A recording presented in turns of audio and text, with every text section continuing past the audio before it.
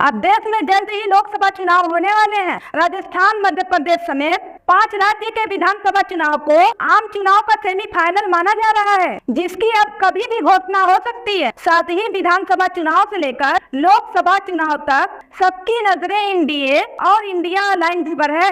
वहीं बीजेपी के नेतृत्व वाले एनडीए गठबंधन की मौजूदा समय में सरकार है, जबकि कांग्रेस, जेडीयू समेत 26 से ज्यादा दलों ने साथ आकर विपक्षी मोर्चा बनाया है, जिसका नाम इंडिया रखा है। अब जल्द ही आम चुनाव से पहले एक ताजा ओपिनियन सामने आ गया है, जिसमें बताया गया है कि यदि आज चुनाव होते हैं तो किसकी सरकार बनेगी। ओपिनियन पोल हम आपको बताएंगे, लेकिन उससे पहले हम बता दें, कांग्रेस समेत विपक्ष की 26 पार्टियों की गठबंधन इंडिया हर समय प्रयास में लगी है कि सत्ता से मोदी सरकार को बेदखल किया जाए। अभी ताजा सर्वे आया है, जिसमें बताया गया है कि क्या कांग्रेस को इस बार जीत मिलेगी और मोदी सरकार को गद्दी पर से हटा के खुद काबिज होगी। साथ ही आपको इस सर्वे में बताएंगे कि कौन बनेगा प्रधानमंत्री, किसकी बनेगी सरकार। इस सर्वे के अनुसार 2019 के लोकसभा चुनाव के मुकाबले बीजेपी की इस बार सीटें कम हो सकती है, जबकि कांग्रेस की सीटों में बढ़ोतरी देखने को मिल सकती है, लेकिन सरकार एनडीए की ही बनेगी। इस सर्वे में यही दिखा रहा है, बता रहा है कि एनडीए को 315 सीटें मिल सकती हैं, जबकि इंडिया अलायंस को 172 सीटें मिल सकती हैं। इसके अलावा अन्य के खाते में 56 सीटें आ सकती हैं। सर्वे के अनुसार बात करें तो बीजेपी को 293 सीटें मिल सकती है,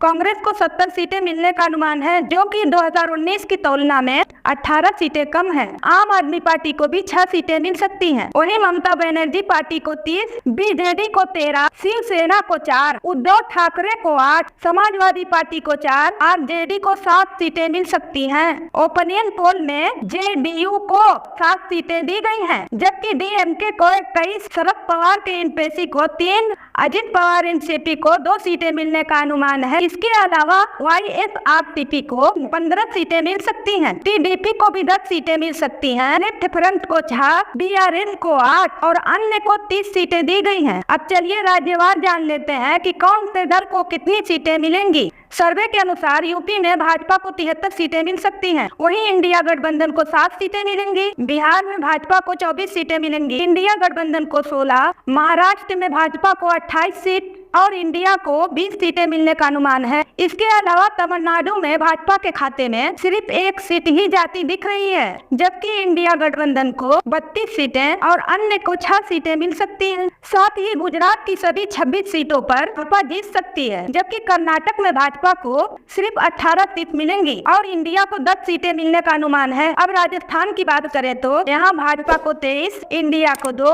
और मध्य प्रदेश में भाजपा को 25 और इंडिया को 4 सीटें मिल सकती हैं।